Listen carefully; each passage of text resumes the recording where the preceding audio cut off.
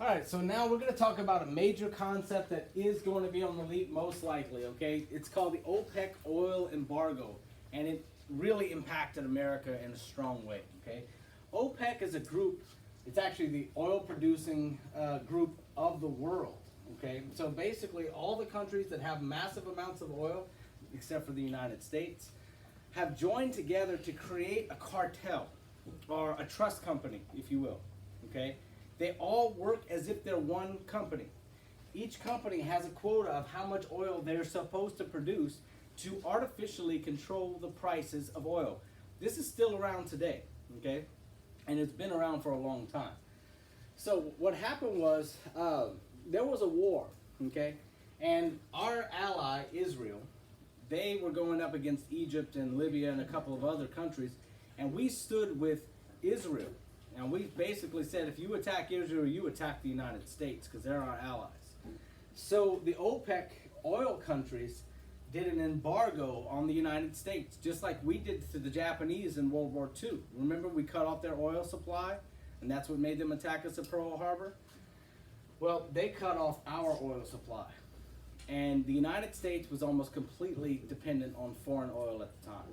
So prices of gasoline and oil went sky high in the United States, and it severely affected our economy, okay?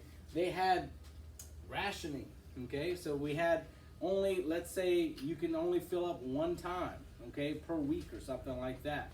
Or you're only allowed 5 gallons of gas per stop. So that means if you wanted to fill up your 20-gallon tank, you got to stop 4 times to fill up your tank, which makes huge lines. Parents used to give their kids a $20 bill and say, go fill up my car for the work week.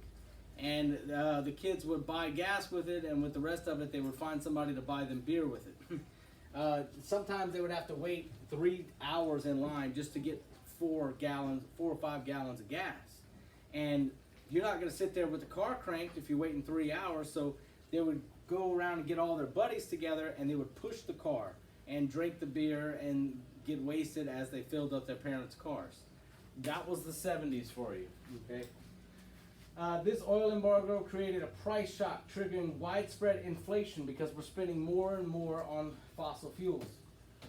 The inflation was met by a stagnant economy, ramping down from the Vietnam War, which created a compound problem called stagflation.